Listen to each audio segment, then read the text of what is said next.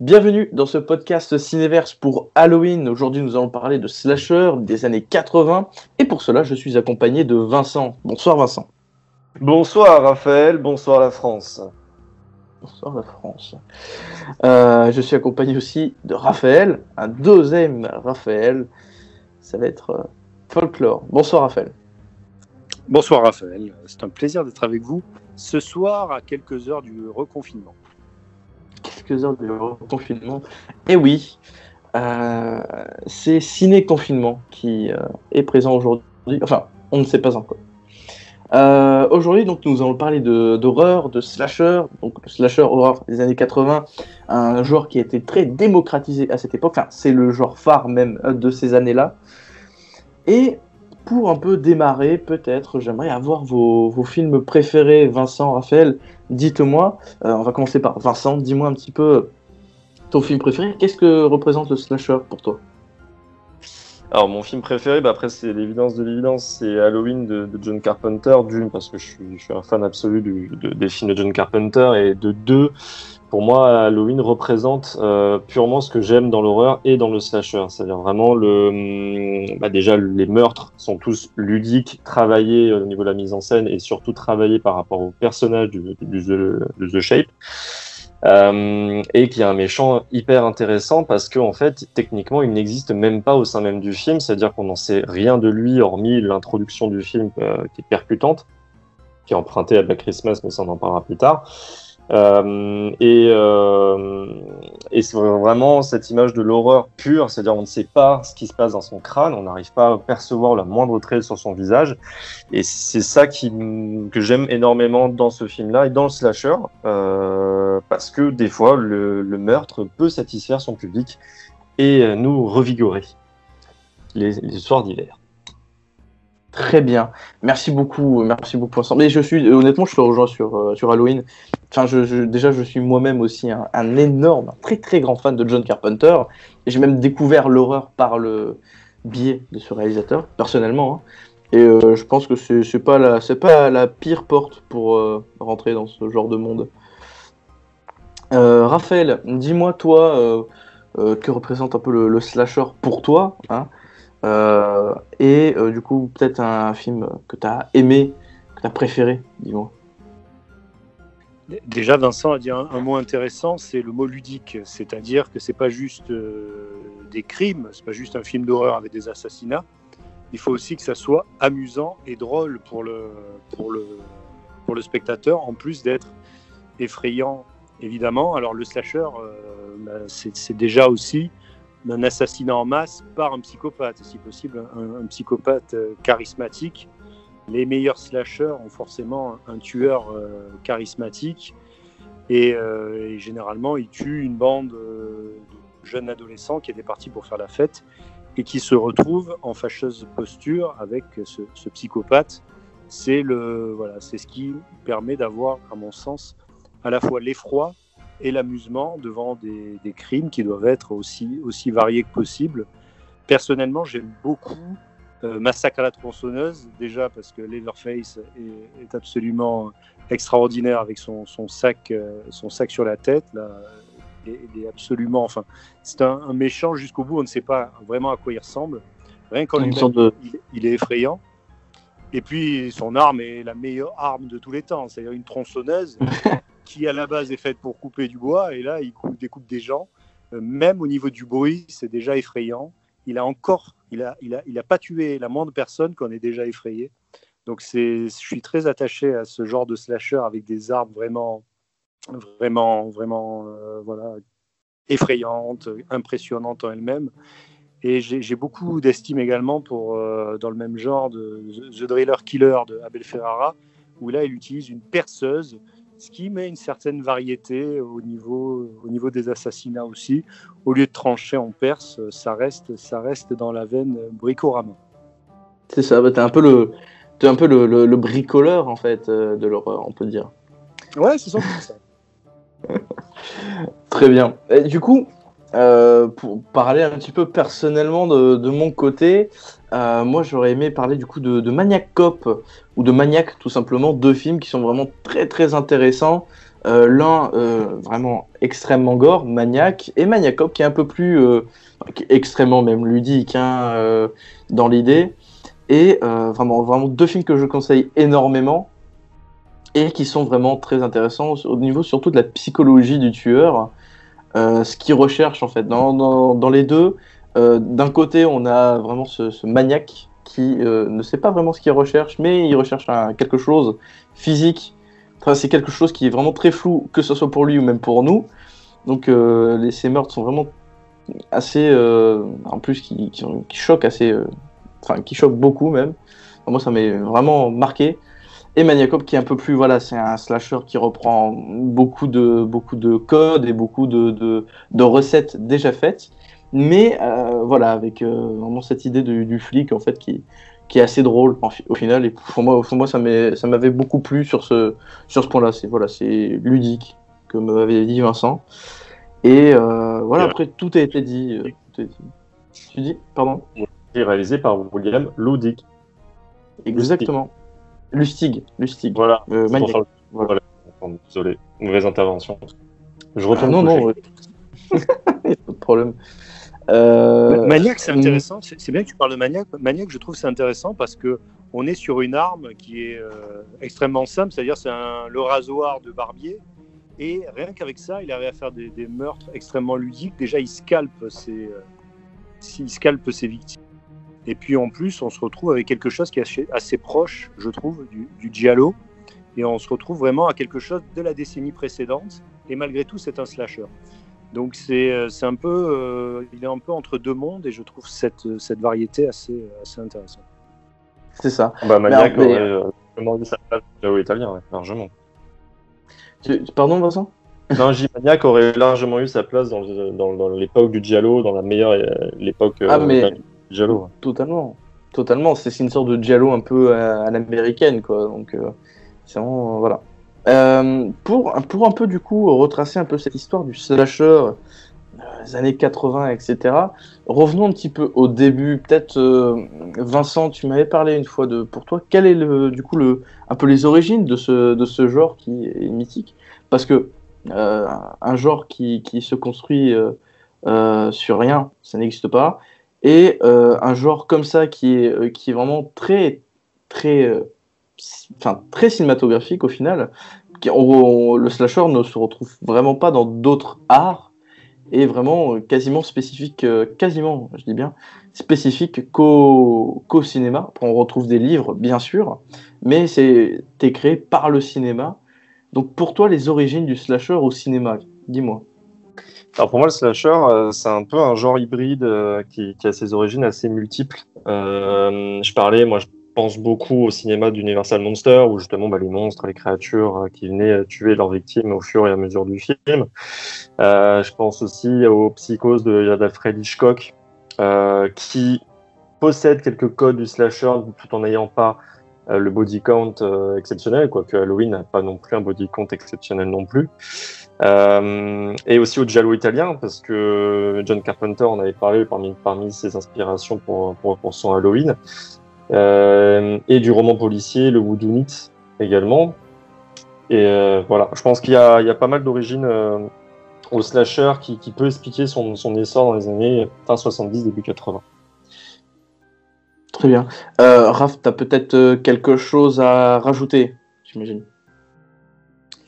Ouais, c'est pas facile. Comme l'a dit Vincent, on peut retrouver des éléments de slasher dans Psychose. Le fait que l'héroïne Marion Crane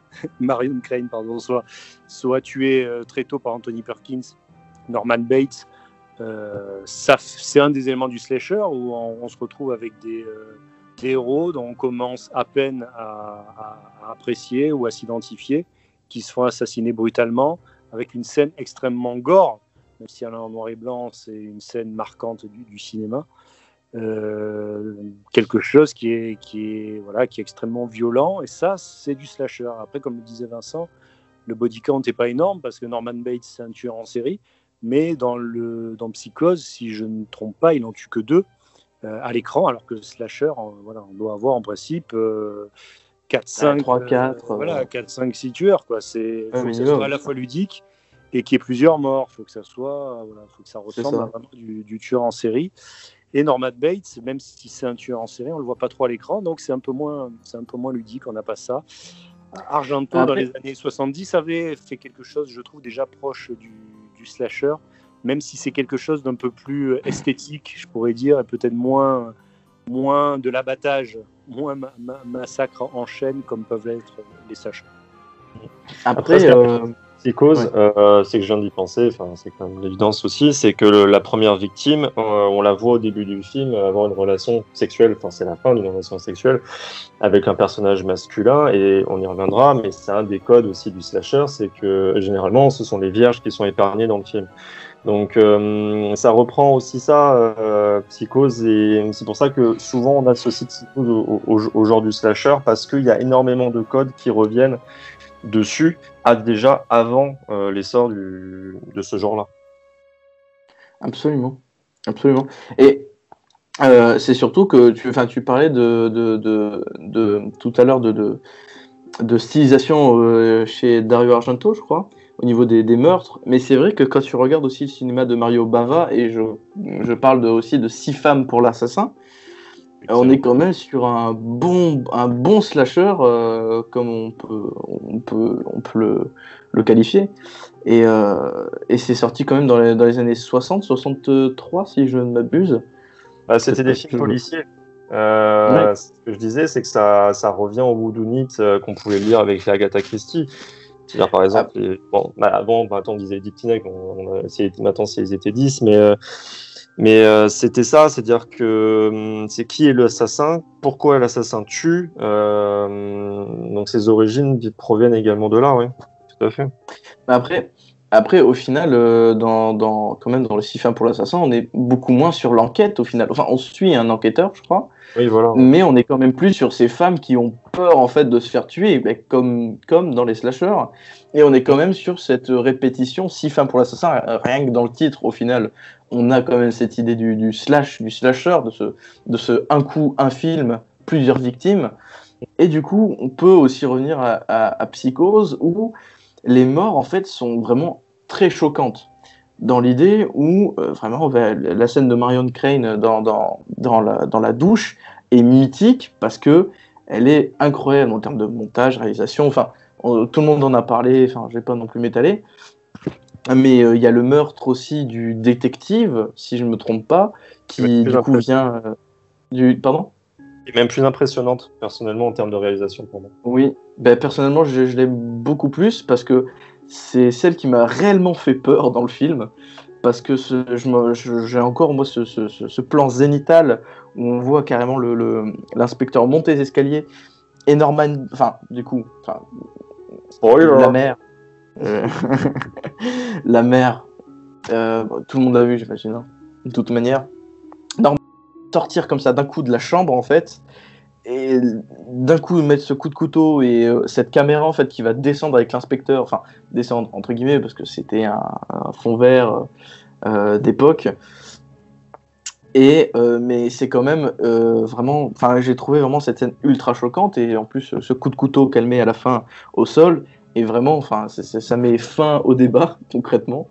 Non, vraiment c'est un slasher. C'est pas un slasher qui se déclare comme un slasher, parce que du coup, on n'a pas eu ce réflexe-là de donner un genre à ce film, puisque il était seul en fait.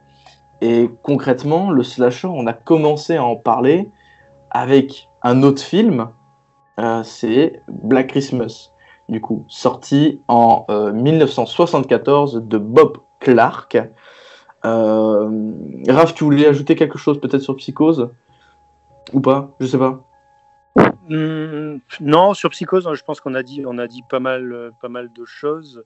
On est sur un immense réalisateur, sur Alfred Hitchcock, évidemment, qui, au-delà d'être le maître du suspense, a fait énormément pour le cinéma de genre.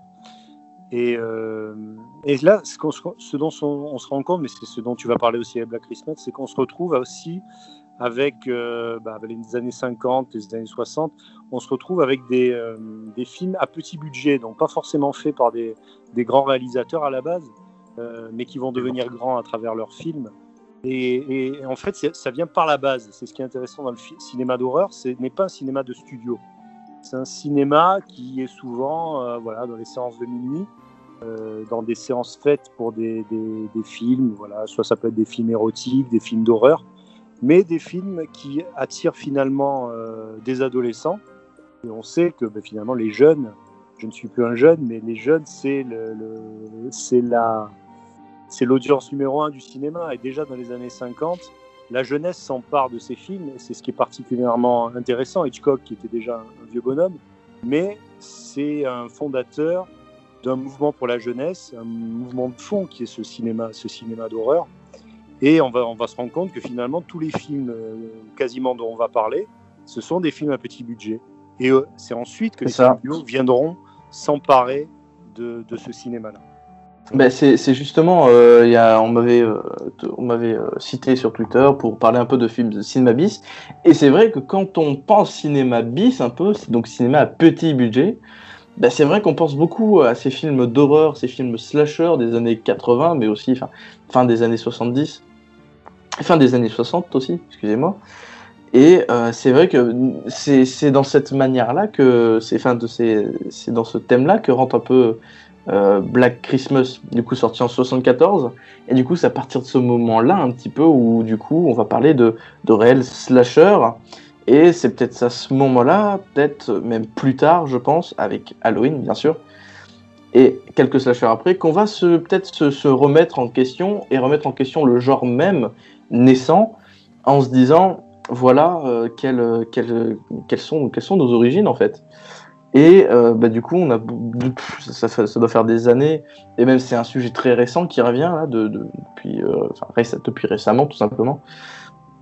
C'est quelles sont les vraies origines du slasher, parce que pourquoi se poser cette question-là au final ? Pourquoi se poser les questions des origines, si ce n'est que pour essayer de mieux comprendre un genre qui a été assez décrié, assez vraiment qui a été très poncé dans les années 80. Et du coup, Black Christmas s'impose peut-être comme le deuxième slasher, mais le vrai premier slasher avec des vrais codes pour certaines personnes. Après, ça peut être Halloween. Mais du coup, Black Christmas s'impose peut-être. Qu'est-ce que vous en pensez ? Dites-moi. Pour Halloween, c'est surtout qu'en fait, c'est lui qui a imposé les codes. Là où Black Christmas est arrivé par petits pieds, parce que ça n'a pas non plus été un énorme succès de mémoire. Là, je parle vraiment de mémoire. Black Christmas possède effectivement tous les codes que Halloween va rabattre derrière, avec une différence peut-être majeure, c'est sa modernité en termes déjà de féminisme. Qui est incroyable dedans, et les personnages forts d'un point de vue féminin qu'on retrouve. Laurie Strode, voilà. Laurie Strode, c'est le personnage féminin de film d'horreur un peu. La Scream Girl. C'est la Scream Girl ou la Final Girl selon les termes qu'on va mieux définir par la suite. Mais Black Christmas, ce que je trouve assez impressionnant avec ce film, c'est sa modernité et surtout son introduction, donc d'un point de vue totalement subjectif, qu'on va retrouver dans Halloween, qui d'après Carpenter est totalement fortuite, parce qu'il me semble de mémoire qu'il a dit qu'il n'avait pas vu le film avant de faire Halloween. Et c'est sa fin, totalement ouverte, qui pour moi est l'une des meilleures fins de films d'horreur qui avait pu être faite à cette époque-là, où on est complètement laissé à l'abandon, à savoir si effectivement le tueur est arrêté, pas arrêté, enfin voilà. Et je trouve que Black Christmas, pour ça et sa position féministe, est extrêmement moderne encore à voir aujourd'hui, extrêmement novateur pour son époque. Mais il y a vraiment quelque chose, je trouve, quand j'ai regardé le film, en plus, on en revient beaucoup au giallo, mais c'est vrai que déjà Black Christmas, c'est vraiment de souvenir, bien sûr, mais je me rappelle, il y a vraiment quelques plans, quelques scènes qui m'ont fait énormément penser à des giallo, surtout ceux d'Argento, et notamment le plumage de cristal, et surtout, je joue sur les mots, mais il n'y a pas que.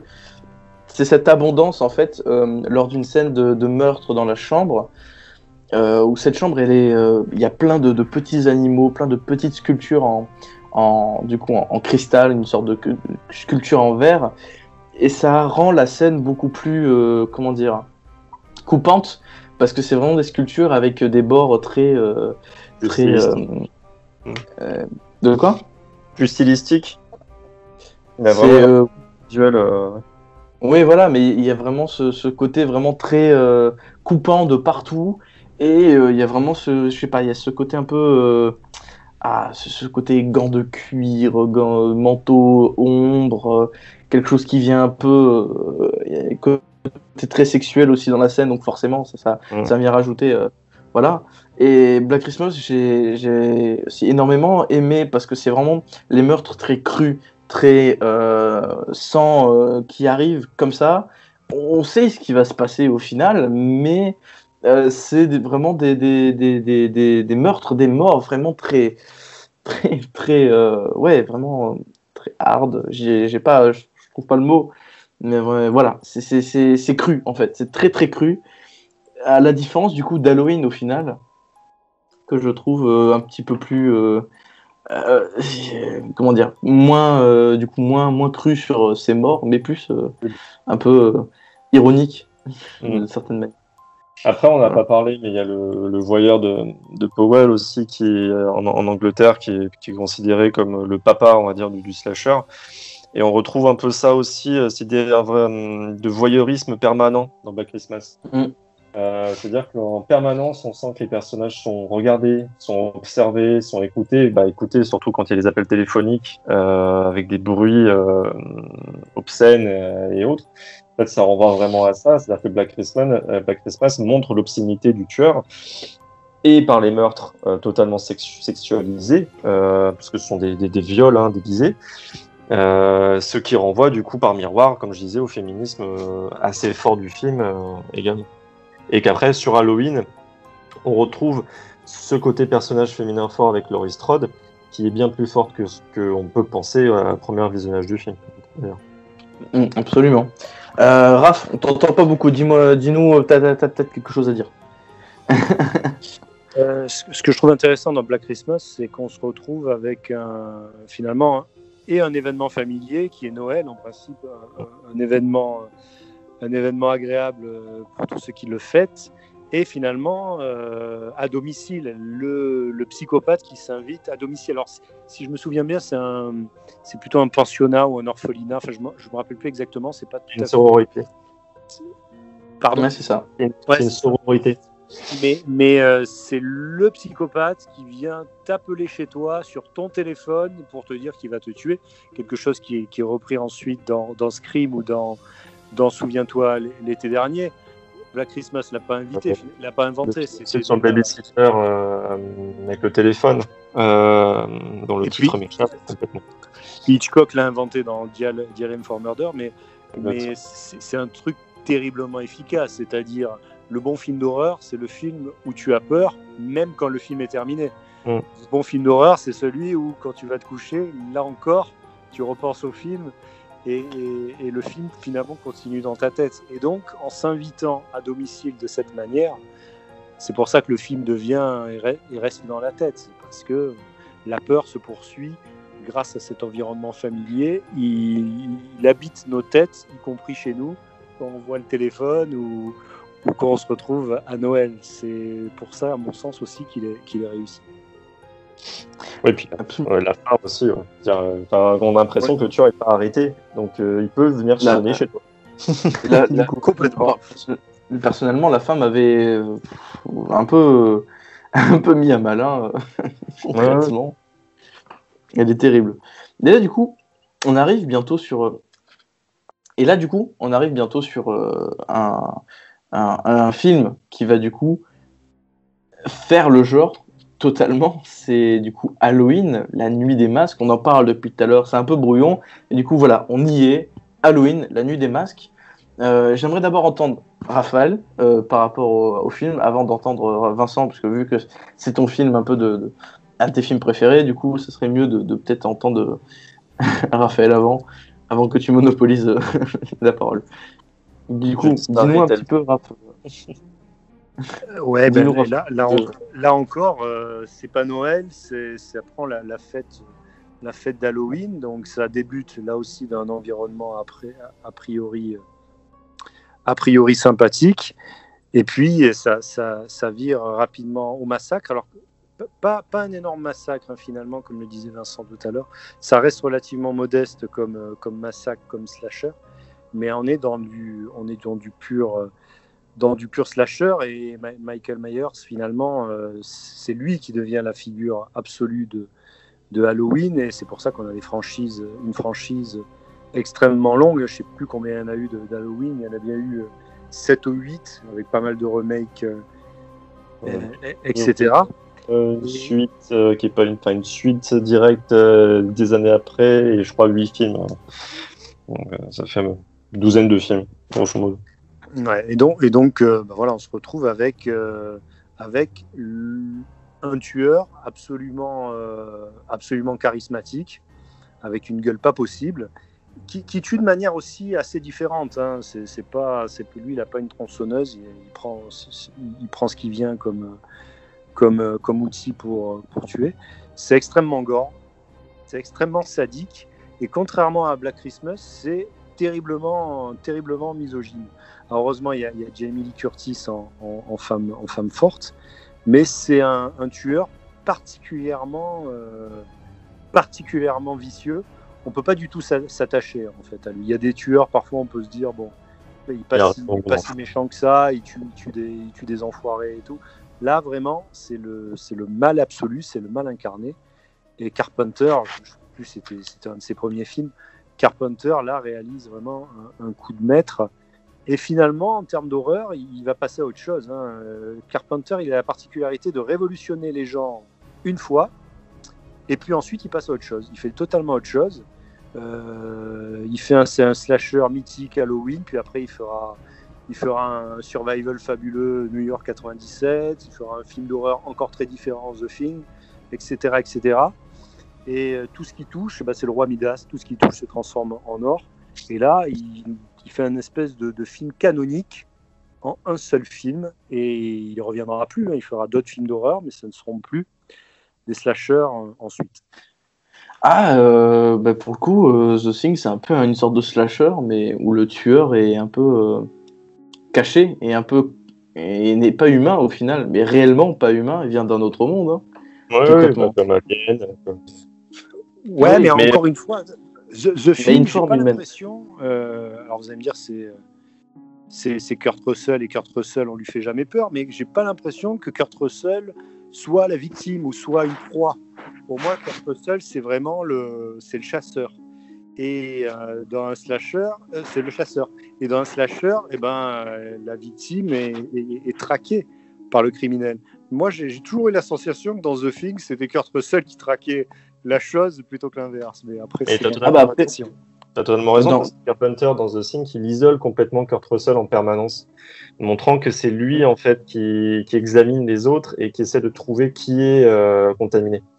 Et après, concrètement, Donald Pleasance, docteur... j'ai plus le nom. Donald Pleasance dans Halloween, c'est un peu le Kurt Russell de The Thing, hein, au final. C'est un peu cet homme qui connaît le truc, ou qui le chasse, qui l'attend. Donc, le chasse. Je sais pas qu'il le chasse, c'est qu'en fait il essaie de le. Oui, il le chasse, il essaie de le stopper. Il chasse le mal, un peu. C'est un peu ça. Il se sent responsable parce qu'il n'a pas réussi justement à arrêter The Shape déjà quand il l'avait sous la main dans l'hôpital psychiatrique. Donc, et Halloween, au final, moi, c'est ça qui m'a toujours fasciné avec Halloween. C'est cette façon justement de montrer l'horreur sous toutes ses coutures, avec un visage, comme disait Raph, à pas possible. C'est-à-dire, c'est quand même Captain Kirk en mode lessivé à la base, le masque. Donc, c'est vraiment, on peut pas s'attacher à lui, on peut pas lui donner d'humanité, on peut rien lui donner parce qu'il n'a rien à donner. Après, pour parler suite, on en parlera, mais c'est vraiment un personnage en lui-même qui fait peur parce qu'on ne peut pas l'humaniser. C'est-à-dire, la peur, une fois que tu ne peux pas l'humaniser, pourtant il ressemble à un être humain, physiquement c'est un être humain, mais comme il n'a aucune humanité qui transparaît face à lui, Et bah, tu ne peux qu'avoir peur à chaque apparition. Et surtout qu'il est extrêmement vicieux dans ses placements, il est méthodique, c'est-à-dire qu'il se place toujours là où il faut pour assassiner ses victimes, etc. Donc c'est vraiment... Moi, Halloween me fascine. Après, il y a la musique évidemment de Carpenter qui est mythique, qui aide également à la mise en ambiance. Mais il y a un vrai travail derrière dessus, et surtout qui crée totalement les codes qu'on va manger pendant des années juste après. En parlant de ces codes,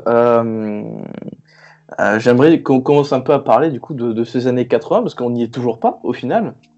Même si Halloween s'inscrit un peu dans ces années-là, ce n'est pas un film concrètement des années 80, hein, puisqu'on est en 78. Il est créé Les années 80. De quoi ? Il le crée d'une certaine manière, c'est-à-dire qu'il tue les années 70, époque des auteurs et autres, et pour arriver à une époque des années 80 où c'est les studios qui vont commencer à propulser les films. Absolument. Et c'est pour ça que dans les années 80, c'est là qu'on va connaître le vrai essor au final de ces films de slasher, notamment déjà Halloween 2 en 81 qui va sortir, mais aussi du coup Vendredi 13 en 1980. Du coup, Vincent, t'aimes pas trop ce film apparemment. C'est que Vendredi 13, le réalisateur l'a toujours dit, le nom m'échappe du réalisateur, si tu peux me le retrouver. Ouais. Le Vendredi 13, en fait, il l'a toujours dit, on l'a appelé, on lui a dit voilà, il y a Halloween qui a pété les scores du box-office, on aimerait avoir le nôtre, tu nous refais la même chose s'il te plaît, et c'est ce qu'il a fait. C'est-à-dire qu'il a exactement rabattu le même jeu, c'est-à-dire un tueur qui tue des ados dans un camp de vacances, parce que c'est plus pratique de retrouver des ados dans un camp de vacances.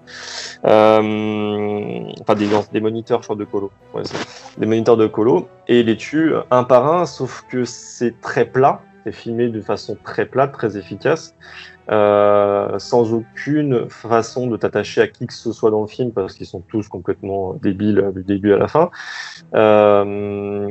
Ça traite également au niveau de la sexualité d'une façon beaucoup moins intelligente qu'Halloween, à mon sens.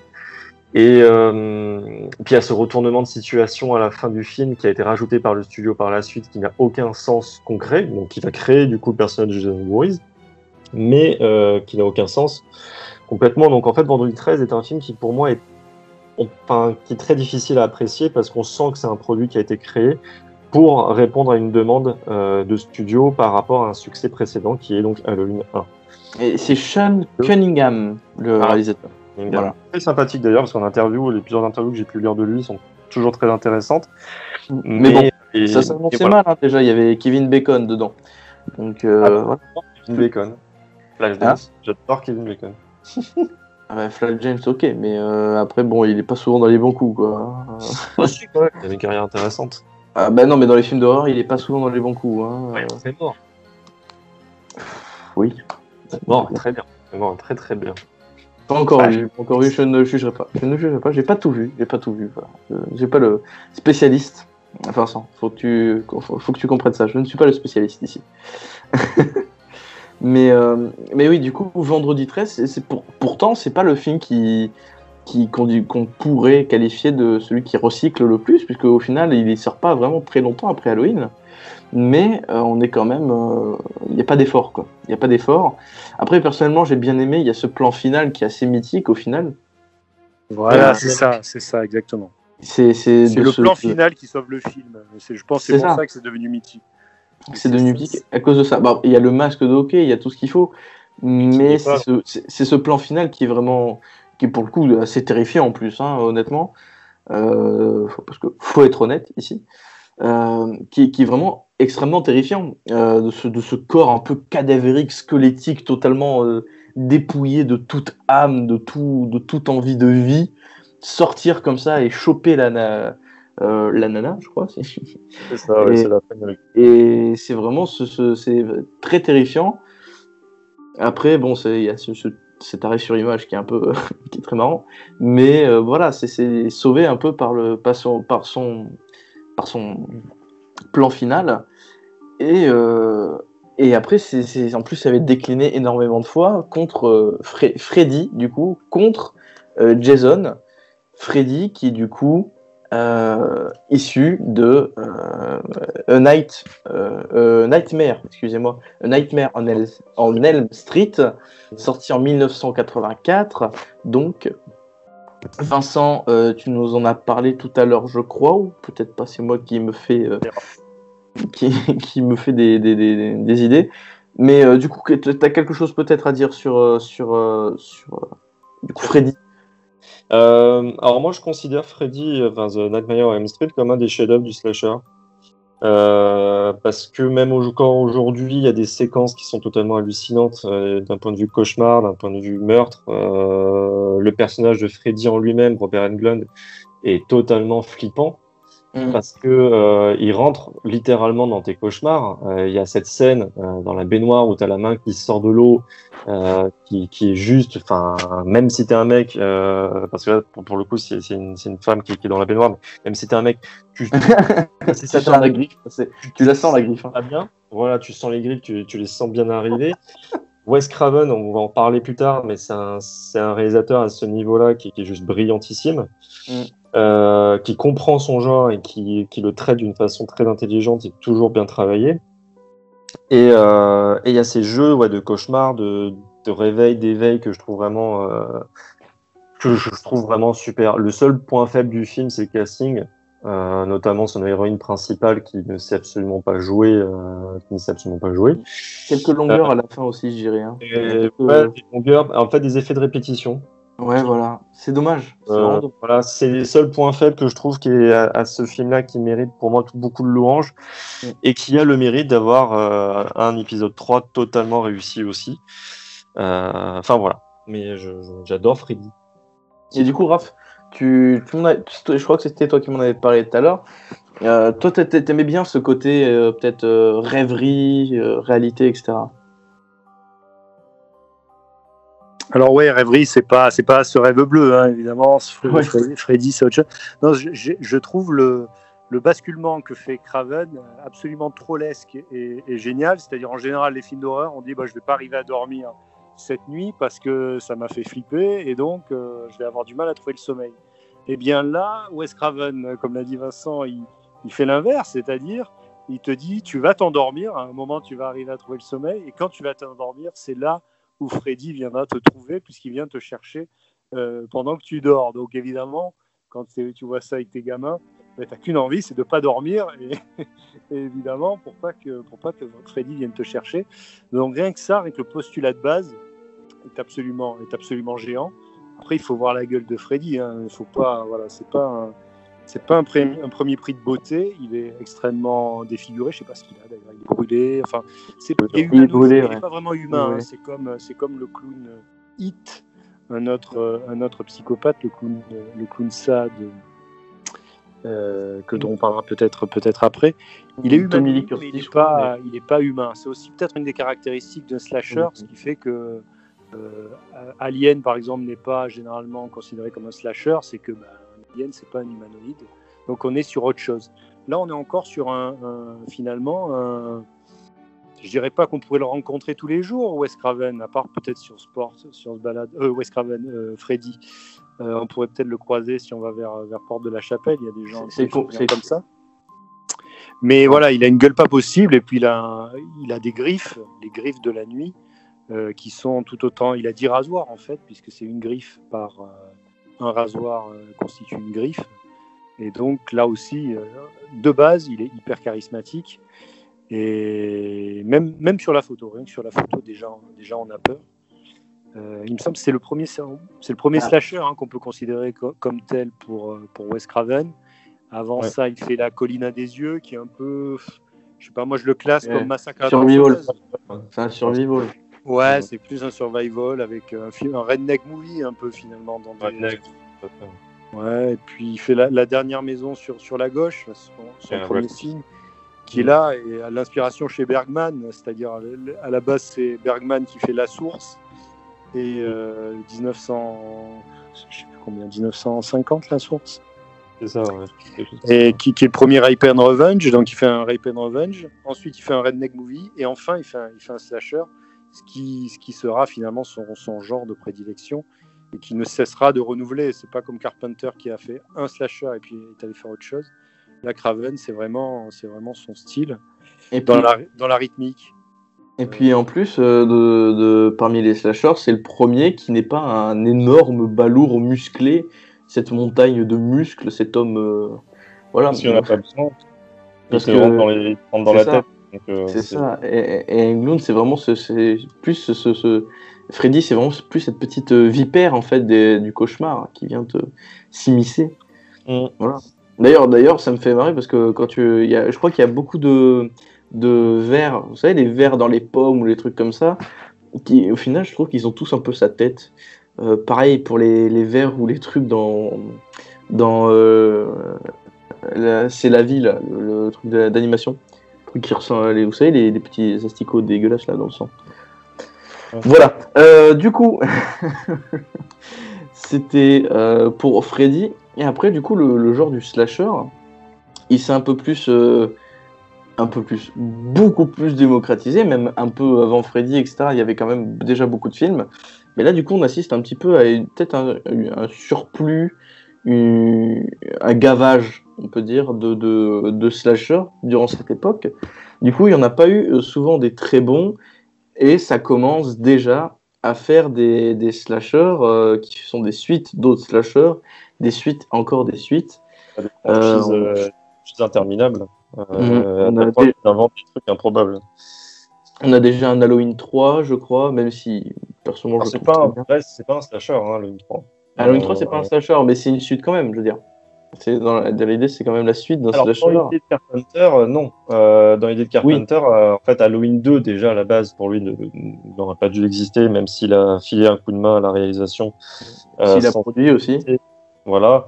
Et au scénario. Il a été très présent à Halloween 2 sur le scénario, mais ça a été forcé par les producteurs qui voulaient absolument une suite à Halloween 1, et dont le côté frère-sœur, d'ailleurs, est né dans cet épisode-là.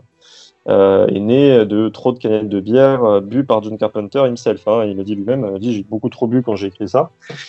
Mais après Halloween 3, c'était la volonté de Carpenter de vouloir faire un film totalement différent et surtout faire des spin-offs. Ça veut dire que Halloween devait devenir une saga comme on en connaît aujourd'hui en série télé par American Horror Story par exemple.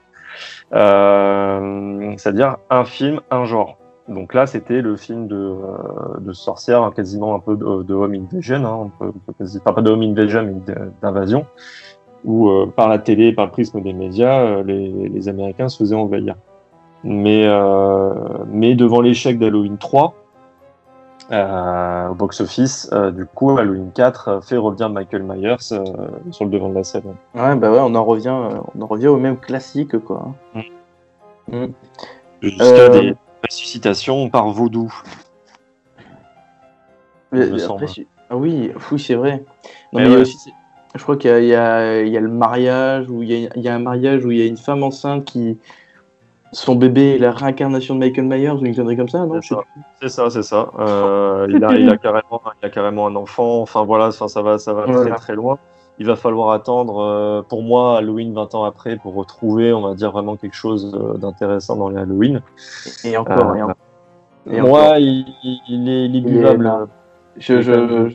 Il est buvable, mais on s'attend pas à aller à voir un film pour qu'il soit buvable, quoi. Oui, non, je suis d'accord, mais après, moi, je l'ai vu en tant que vidéoclub. À l'époque, c'était pas loin du que j'avais vu, et je le trouve plutôt acceptable. Oui, enfin, mais ce que je trouve dommage, c'est vraiment ce surplus de « Ah ben regardez, Tommy Lee Curtis a vieilli, mais il y a cet aspect ultra moderne dans plein de choses qui moi, vieux jeu que je suis, ne me paie pas forcément cette idée de piège, le mettre dans la... Enfin, ça me plaît pas tellement en fait. Là où le premier Halloween réussissait à avoir en fait quelque chose d'extrêmement pesant sur plusieurs maisons, comme s'ils étaient toutes les deux collées, où il y a vraiment ce côté face à face, ce chemin sinueux en fait que fait Michael Myers. Et je trouvais ça qui était intéressant. Là, c'est plus Michael Myers, il va arriver. On est plus sur je trouve un home invasion que autre chose en fait. Oui, c'est un pur massacre en règle, mais après, ça peut être sympathique aussi là-dessus. Après, Jason Voorhees, Oui, oui. c'est pas un souci, hein, donc. Mais c'est voilà. Après, il y a les Chucky aussi que je trouve vachement intéressant aussi. Il y a un point de Absolument. vue slasher totalement loufoque. Ah ben Euh, voilà, c'est des mecs qui se sont lâchés quoi. Tout à fait. Je sais pas si tu veux embrayer sur Chucky, mais Oh, Chucky, vas-y, moi, vas-y, hein. je trouve que Chucky, ça représente bien aussi son époque en termes de slasher, parce que c'est une époque ludique, parce que c'est un jouet qui attaque ses victimes. Il y a ce côté flippant de bah, mon jouet peut se réveiller à tout moment et venir me buter. Donc ceux qui ont vu Chucky après enchaîner Toy Story, ça a dû leur faire drôle. Ouais. Mais je trouve vraiment Chucky vraiment très flippant et surtout c'est peut-être une des rares licences qui a réussi pour moi à savoir jouer avec ses propres codes et à s'en moquer. Notamment le très bon, enfin pour moi très bon fiancé de Chucky, réalisé par Ronnie Yu, qui est un réalisateur de films asiatiques d'arts martiaux, notamment le maître d'armes avec Jet Li, qui a fait beaucoup de films assez catastrophiques aux États-Unis, mais qui, au moins avec les fiancés de Chucky, montrait des choses intéressantes, comme détournement de codes du genre aussi. Mais Chucky, c'est vraiment. En plus, c'est que on parlait des slashers ludiques. Là, c'est complètement ça en fait. C'est complètement ça. Tout à fait. C'est un pur amusement. Enfin, moi, en tout cas, je me fends la poire à chaque fois que je regarde un Chucky. Oui, voilà, c'est vraiment. Je crois que c'est le but, c'est déjà commencer à tourner un peu le slasher en dérision d'une certaine manière. Comme on verra plus tard avec les, les Scary Movie qui sont un peu la pastiche, je dirais, c'est ça, le pastiche un peu drôle, du coup, extrêmement comique, d'un film en fait qui va peut-être marquer la fin du slasher au final. Et qui de mieux que, on en parlait tout à l'heure, Wes Craven pour réaliser du coup Scream. Scream qui est un slasher. Est-ce qu'on peut le considérer déjà comme le dernier slasher, messieurs? Raph, qu'est-ce que t'en penses? Le dernier ou le premier, finalement. Scream, ce qui est intéressant, c'est que Scream, ça arrive très tard. En fait, c'est 1996. Le slasher est finalement mort. Je dirais même pas de sa belle mort. Il a agonisé pendant plus d'une décennie à force de mauvaises productions. Enfin, faut se rendre compte aussi que le slasher, il a vraiment été usé jusqu'à la corde, en fait, et au point que tout public, finalement, s'en est désintéressé. Ils ont préféré après les films d'horreur fantastiques, enfin peut-être des choses un petit peu plus élaborées, mais le slasher en lui-même, finalement, il était voilà, rencardé côté VHS, côté directement en vidéo. C'était devenu un genre vraiment délaissé, quoi, devenu complètement mineur, alors que dans les années 80, il avait fait Bonheur des studios. Voilà. De Palma avait fait un immense slasher, on n'a pas parlé tout à l'heure, mais Pulsion, par exemple, avec Michael Caine. Donc c'était vraiment les grandes heures du slasher. Et là, finalement, quand on arrive en 96, c'est plus un genre qui est à la mode, très, très loin de là. Et finalement, Wes Craven lui le ressuscite complètement. Avec finalement, est-ce que les codes ont changé? J'ai pas l'impression que les codes ont changé. On est sur une production évidemment beaucoup plus haut de gamme, avec déjà des acteurs qui n'étaient pas encore les grandes stars qu'on connaît, qui deviendront ensuite, Neve Campbell, Courtney Cox, etc. Mais on retrouve pour moi absolument tous les codes des années 80, et Wes Craven finalement met une meilleure photo, un meilleur son, simplement remis à jour avec la technique des années 90, mais l'essence même du slasher qui s'était perdu est là. Et il y a une nouvelle génération. Les jeunes des années 90 ne sont pas les mêmes évidemment que ceux des années 80, et ils découvrent cette recette à peine revisitée, hein, comme on dirait dans Top Chef, à peine revisitée, et qui est un succès immédiat. Et voilà, à tout seigneur, tout honneur, Wes Craven redonne finalement ses lettres de noblesse au slasher. Pour moi, c'est le premier des nouveaux slashers. On dit souvent le néo-slasher, en fait, en parlant de Scream. C'est lui qui a été déterré complètement, surtout qu'il est arrivé, comme j'étais un peu coupé, je suis désolé en te disant ça, mais en fait, il est arrivé surtout à une période où les slashers se sont fait remplacer par la mode des tueurs en série, qu'on a eu avec Le Silence des Agneaux, après Seven, après Morgan Freeman est devenu un spécialiste en traquage de tueurs en série par d'autres films. Et il est arrivé en fait à ce moment-là où le slasher en lui-même était moqué, ringardisé, les studios regardaient ça d'un œil en me disant ça on le fout direct en étagère. Et surtout Wes Craven lui-même revenait, c'est-à-dire qu'il sortait de périodes assez compliquées où il a essayé de faire une comédie vampirique avec Eddie Murphy, où ça a été un désastre total. Et il revient aussi par cette essence-là, il dit tiens, je reviens par le slasher, par l'horreur, et par un très bon scénario de Kevin Williamson, qui a notamment écrit Les Dawson, et qui du coup, niveau années 90, a aussi niveau 2000, a une connaissance de la vie adolescente parfaite, et justement a tous les codes aussi du slasher, parce que c'est un enfant des années 80-70, donc il comprend ces codes-là, et qui sait les détourner et les remettre à jour. Parce que rien que l'introduction avec Drew Barrymore, qui se fait trucider par tous les ports au début du film, est un pur détournement. Il y a le coup du téléphone qui est un pur clin d'œil au film. Quand j'ai essayé de chercher le titre tout à l'heure, j'arrivais pas à le retrouver. Sur une histoire babysitter qui est au téléphone, la voix lui dit au téléphone, je suis carrément dans ta maison, et c'est le twist du film.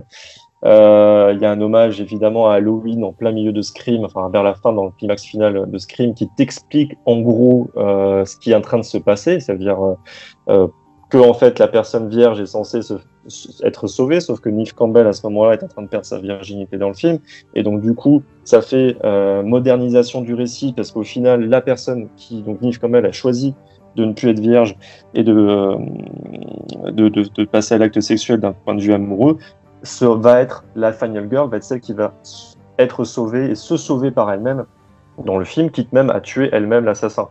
Donc il y a toute cette modernisation que Scream apporte sur plein de points, notamment aussi d'un point de vue mise en scène, parce que c'est un pur film des années 90 d'un point de vue stylistique, et qui impose de nouveau les codes du slasher à sa sauce, et qui va être également par la suite copié en long, en large et en travers, et ringardisé de nouveau avant d'être pastiché par Scary Movie notamment. Scream qui reviendra d'ailleurs pour un 5e épisode bientôt. Ouais, et sans Wes Craven malheureusement décédé, sans Kevin Williamson au scénario, avec le casting original. Mais, sans personne. Oui, avec le casting original. C'est une franchise qui a su garder la qualité pour moi sur les 4 films. Après, on peut en débattre, mais j'adore le 2, j'aime bien le 3 aussi. Et le 4, pour moi, il est intéressant aussi. Et la série est plutôt cool aussi. J'aime pas la série. J'aime bien la première saison. Ouais, la première saison est bien. Par contre, non, je suis d'accord. La première saison est bien, mais le reste est nul. Mais j'aime bien la série, la première saison. Ouais, mais je trouve que Scream est une des rares licences justement du slasher à toujours avoir gardé un minimum de qualité, qui permet justement de continuer à la voir, et qui elle aussi a créé la polémique dans les médias, notamment en France, par rapport au personnage du Ghostface, et qui est un pur whodunit pour le coup, parce que le but du film c'est de chercher qui est l'assassin. Aussi. Et du coup, Scream qui revient, pas l'année prochaine, mais bientôt au cinéma. Black Christmas qui a été refait, en 2 fois, modernisé même l'année dernière. Et en téléfilm aussi avec l'actrice qui joue la sœur de Buffy dans la série. C'est terrible. Et du coup, on peut se dire qu'il y a peut-être un regain d'intérêt pour le genre récemment. Après Scream, tout à fait. Moi, je continue sur la lancée de Scream parce que tu auras les Souviens-toi l'été dernier, écrit avec Kevin Williamson, également partagé avec l'affiche avec Sarah Michael Gellar qui est dans Souviens-toi dernier et dans Scream 2.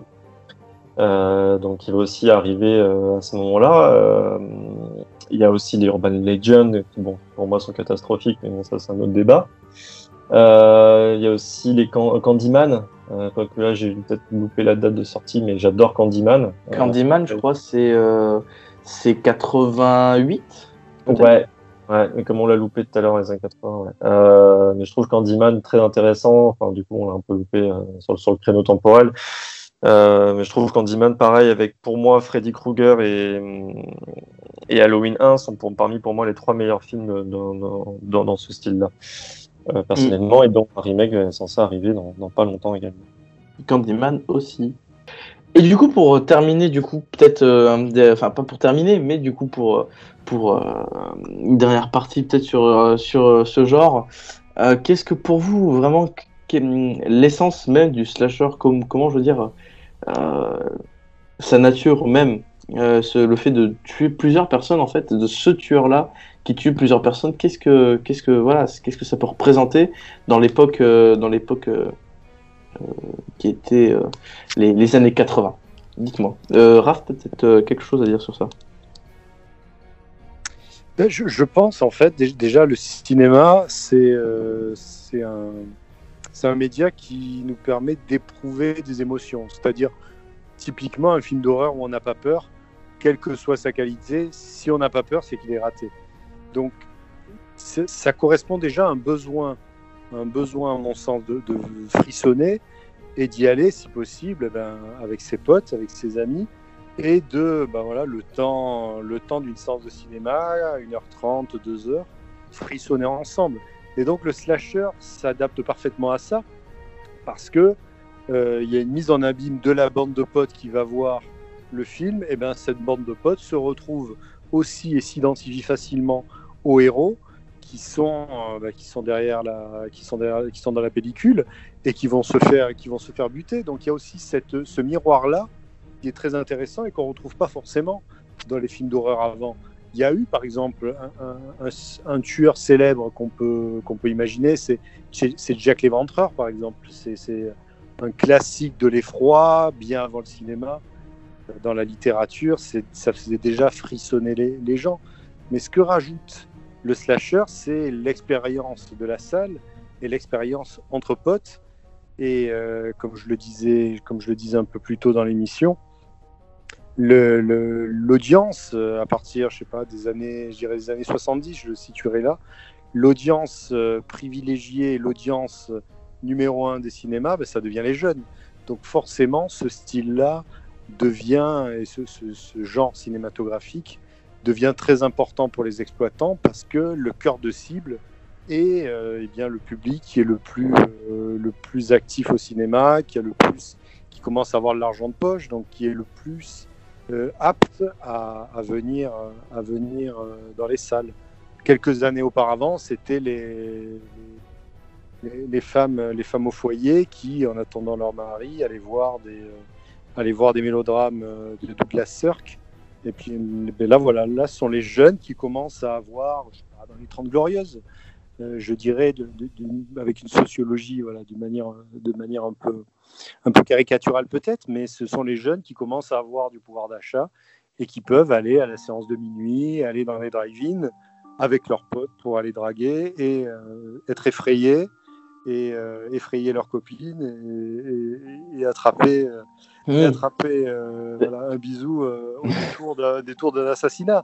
Ça fait partie de l'expérience de la salle et je pense que ça explique en partie l'essor du slasher. En fait, au fond, le slasher, c'est un peu l'amour par le meurtre, par la mort. C'est vraiment une magnifique morale. Je pense que c'est célibat, les gars. Héros et Thanatos, voilà. Héros et Thanatos se font des clins d'œil, clairement. Voilà. Mais c'est vrai que, d'une certaine manière, le slasher, c'est vraiment quelque chose de très cathartique, peut-être. Je sais pas si j'ai le mot juste, mais c'est quelque chose qui va en fait vraiment purger plein d'émotions, en fait, entre le rire, des fois, pour certains slashers. Donc, Freddy, il y a souvent quelques scènes assez rigolotes. Et enfin, à notre époque, après, faut avoir aussi cette vision des choses dans ces années-là qui était peut-être différente, parce que c'était un nouveau cinéma, un nouveau genre de film qui était là pour vraiment horrifier. Mais c'est vrai que on passait par, comme tu disais, dans la salle, cette expérience de jeunes au final, et aussi cette expérience horrifique en fait, où on y va vraiment pour peut-être purger certaines choses. Voilà, tout simplement. Tout à fait. Je sais pas si tu es... Voilà, bah après Vincent, si t'as peut-être quelque chose à rajouter. Non. Bah, en fait, moi, pour moi, c'est vrai que le slasher avait aussi ce côté un peu, comme disait Raph, c'est qu'en fait, bah, c'est les enfants des baby boomers qui débarquent en salle et qui voient leur génération se faire trucider pour ce qu'ils sont. C'est-à-dire, en fait, ils ont pleine liberté aussi sexuelle dans les années 70-80 qui emmerdaient beaucoup les sociétés, les religieux, etc. Et beaucoup d'ailleurs se sont planqués derrière ça pour dire qu'en fait les films de slasher étaient des films moraux. C'est-à-dire qu'en fait ils tuaient les personnes qui n'étaient pas vierges. Et ça a longtemps fait une sorte de polémique à ce niveau-là. Il y en a des films effectivement qui étaient comme ça. Et d'autres qui justement détournaient les codes et détournaient ces attentes-là. Et puis un côté exécutoire aussi, exécutoire d'aller en salle, de voir un film d'horreur trucidé dans tous les sens, ça permet aussi de libérer certaines pulsions de jeunes aussi. C'est ça que je cherchais, c'était exutoire tout à l'heure. C'est un vrai exutoire sur grand écran et de partage aussi. Et après, il y a eu la génération des vidéoclubs qui a pas mal aussi aidé cela. Également, après, il y a évidemment le revers de la médaille, puisque chaque chose qui est fait pour les jeunes, forcément, attire des mauvais regards des adultes et des plus âgés, et qui deviennent le mot de tout le monde. Donc, le film d'horreur, le cinéma d'horreur, le cinéma de genre a souvent eu ce problème-là, le jeu vidéo, là, en permanence aussi. Pour en revenir, par exemple, Scream, quand il était sorti au cinéma, il y avait eu plusieurs polémiques, notamment, je crois, un enfant qui avait tué sa sœur, il me semble de mémoire, avec le visage de Ghostface en termes de masque, ce qui avait lancé une grande polémique en France sur la diffusion de ces cinémas, de ces films-là sur grand écran et de leur interdiction potentielle. Mais c'est vrai que le slasher a ce côté, voilà. Aujourd'hui, on le voit vraiment, je pense, le public d'aujourd'hui a tellement connaissance des codes, a tellement connaissance de ce qu'est un slasher, c'est une partie de plaisir entre amis de regarder ce film ou en couple, de regarder ces films-là, bien sûr. Oui, c'est vraiment le genre de film à regarder peut-être en groupe ou vraiment entre amis et vraiment... Ça fait plus peur aujourd'hui, un slasher, parce qu'on s'attend à ce qui se passe en permanence à l'écran, encore une fois, parce que ça a tellement été rabâché à toutes les sauces. Aujourd'hui, c'est plus voilà, je pense un film rassembleur où on est là pour passer un bon moment, et si on peut avoir 2-3 frayeurs, ça peut être sympa, et tant qu'on a des morts rigolotes à ce niveau-là, par exemple Destination Finale, on n'en a pas parlé, mais et pour moi, un très bon slasher aussi, ce jeu ludique de morts toujours varié avec toujours plaisir. Exactement. En fait, Destination Finale, c'est un peu une sorte de slasher avec un tueur encore plus éthéré dans l'idée. C'est la mort elle-même. Ben ouais, c'est ça. Mais on commençait vraiment avec Michael Myers, qui était une personnification de la mort, du mal total, du mal. Et là, on finit avec le mal pur, en fait, la mort. En plus, il y a vraiment cette chose qui est totalement inévitable. De toute façon, la mort, il y a vraiment, on part de ce postulat où on part c'est la mort. On rattrapera tout le temps. On va tous y passer. C'est ça aussi, peut-être que le slasher arrive à bien donner, c'est qu'au final, on va tous quand même y passer. Et c'est vrai que Destination Finale, je trouve que c'est une saga qui s'est un peu pété la tronche par la suite, mais le dernier, ouais.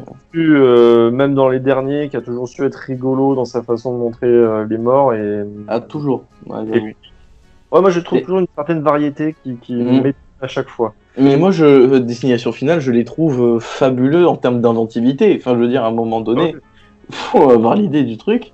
Et enfin, moi, il y a pas longtemps, je me suis refait Destination Finale avec un ami, et c'est vrai que vraiment ça s'enchaîne, mais ça s'enchaîne rapidement en fait, parce que c'est bien. En vrai, c'est bien. C'est pas les meilleurs films du monde, encore une fois, en termes de mise en scène. Au final, les slashers, plus on avançait, moins il y avait une réflexion, sauf bien sûr pour les films dont on a parlé depuis le début à peu près. Mais c'est vrai que Destination Finale renouvelle un peu cette répétition qui est attendue au final, mais qui est attendu, que dans l'idée où on sait ce qui va se passer, mais on l'attend en fait. On attend ce qui va se passer. Pourquoi ? Parce que à chaque fois, c'est quelque chose de différent en fait. Et très inventif. Donc Destination Finale, j'ai très très apprécié cette série. En fait, si on peut résumer maintenant le slasher, c'est que c'est un genre décérébral, mais qui par instant peut faire réfléchir comme son spectateur aussi, notamment sur sa propre condition sociale et sociétale. C'est l'idée d'un slasher, hein, c'est vraiment voilà les vieux qui jugent les jeunes et sur ce qu'ils font et sur leur vie en général. J'ai toujours trouvé ça très drôle, toujours cette débat interne entre passionnés de slasher ou ceux qui les détestent les slashers pour dire que si ces films-là sont moraux ou immoraux. Donc ça m'a toujours fait rire qu'il y a toujours ce combat de dire ouais mais ces films-là vous avez vu les tueurs ils tuent uniquement des gens qui couchent et jamais les vierges, ouais donc ça veut dire qu'en fait ce sont les religieux qui sont derrière les films. Enfin voilà, j'ai toujours ça très très rigolo alors qu'en fait à la base ces slashers-là détournaient ça justement. Donc notamment Halloween et Scream, j'ai dit tout à l'heure qui détournait ça. Et mais aussi il y a pas un film aussi qui joue sur un slasher, un tueur pas chrétien mais un peu dans cette idée-là qui tue par rapport à ça, j'ai plus le nom du film. Non, c'est ça. Mais j'ai plus le nom du film. Bon, c'est pas grave. Mais après Raphaël, t'avais peut-être quelque chose à dire. À part Da Vinci Code, je veux dire. Sur Da Vinci Code, non, j'ai pas grand-chose à dire sur Da Vinci Code. Je ne parle pas de mon film. Super slasher. Super slasher. Non, il y a eu effectivement, il y a eu un peu un retour. Si on revient sur la déchéance du slasher, il y a eu un peu un retour à la morale aussi.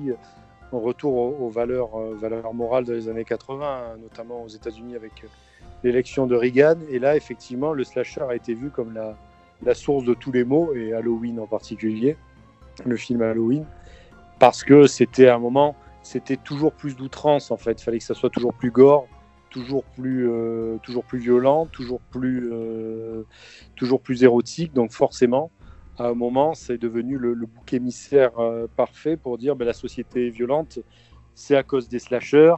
Ensuite, c'est à cause du hard rock, puis après, c'est à cause du rap, à cause des jeux vidéo, etc. C'est un grand classique de la politique. Mais il ne faut pas effectivement minimiser le fait que c'est devenu à un moment un vrai phénomène de société, avec les exemples qu'a pu donner Vincent.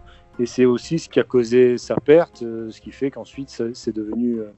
l'horreur a muté vers autre chose. C'était après, au-delà de l'expérience de la salle, ça devenait vraiment un fait social presque. Et je pense que le néo-slasher qu'on a retrouvé ensuite, souviens-toi l'été dernier, même Destination Finale, etc., c'était déjà plus léger, beaucoup plus ludique que ce qu'on pouvait avoir dans les années 80, fin des années 70, avec des slashers qui étaient quand même très réalistes et peut-être beaucoup moins rigolos aussi.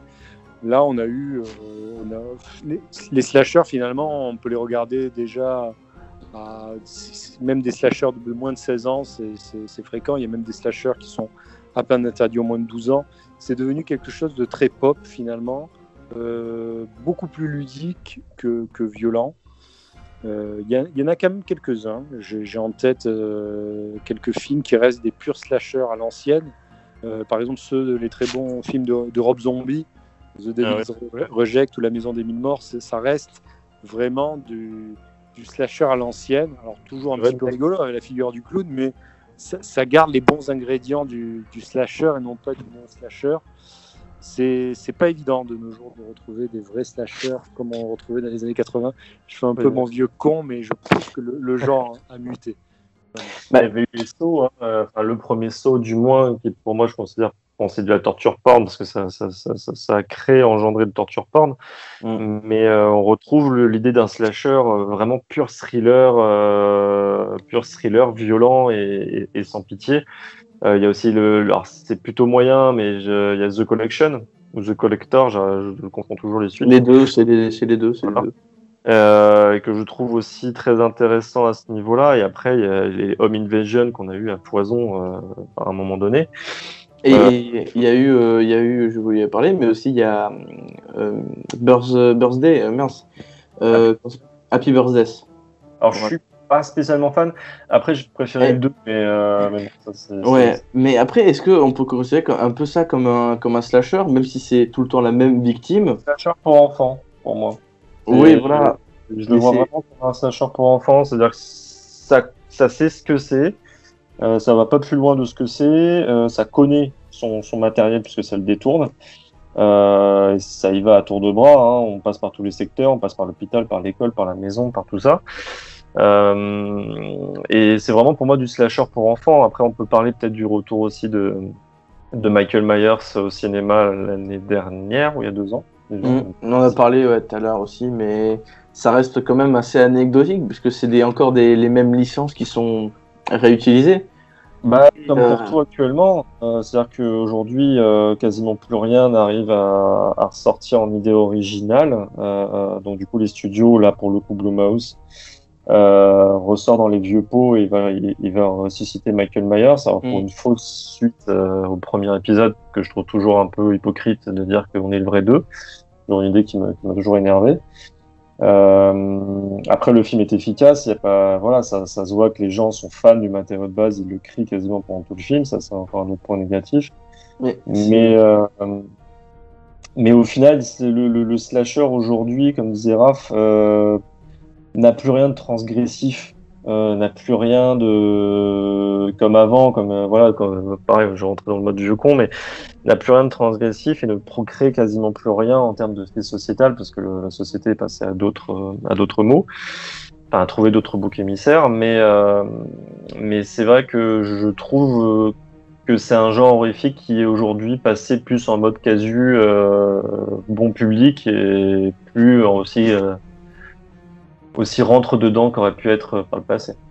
Après, je sais pas si vous serez d'accord avec moi, mais c'est vrai que, de toute façon, dans l'époque dans laquelle on vit, en termes de cinéma en tout cas, on est beaucoup moins sur un cinéma assez uniforme, dans l'idée où il y avait cette époque d'années 80 où il y avait le slasher, il y avait ces films Nouvelle Hollywood qui étaient vraiment portés sur des choses beaucoup plus physiques, beaucoup plus crues, beaucoup plus...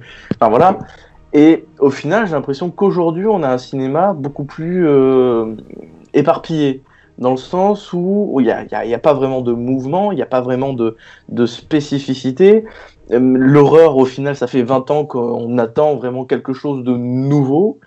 Et il y a eu quelques auteurs par-ci, par-là, quand même. Ari Aster récemment, il y a eu Pascal Laugier, Alexandre Aja, James Wan, qui ont su sortir un peu leur épingle du jeu. James Wan qui a remis le torture porn au goût du jour. Donc, le film paranormal aussi. Hein. Pardon ?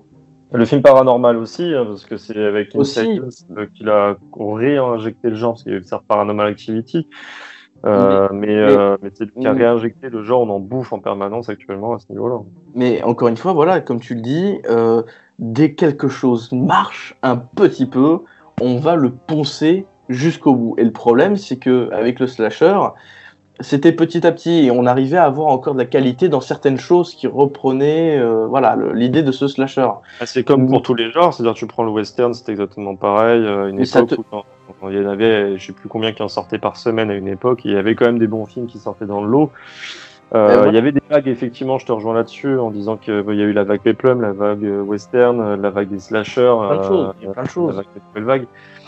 Mais là actuellement on est plus sur une sorte d'uniformisation des multiples demandes. Ça veut dire que le spectateur attend ça à telle période de l'année, donc du coup on va lui servir ça, et après on va changer la recette, mais tout en gardant la même typographie. Donc, mais encore une fois on parle vraiment d'exploitation pure hein, ici. Hein. Mais c'est une exploitation qui s'essouffle énormément quand même, parce que Paranormal Activity ça a duré 5-6 ans. Après, ils en ont plus fait. Enfin, il y a le 4, il y en a 4. 4 qui sont sortis en 6 ans, parce que c'est pas compliqué non plus à filmer le truc. Et puis c'est fini, c'était fini. Il y a eu plein de films comme ça qui sont sortis et direct c'était fini. Alors que récemment, je trouve justement on a une nouvelle un peu, comment dire, de nouveaux auteurs, de nouveaux studios de distribution, donc A24 aussi, qui proposent autre chose, qui proposent des films un peu plus, comment dire, un peu plus dans le même style, mais assez différent. On peut voir, Lighthouse, le cinéma de Robert Eger, Ari Aster, même Ghostland, au final, ça revient assez aux sources, mais ça reste dans cette idée moderne un petit peu, par exemple. Oui, non, je suis d'accord. Après, c'est vrai que... Qu'est-ce que je veux dire? Ça m'échappait, pardon. En fait, c'est vrai que là, bah, oui, tu en parlais d'A24, et tu prends It Follow, par exemple, qui pour moi est un slasher.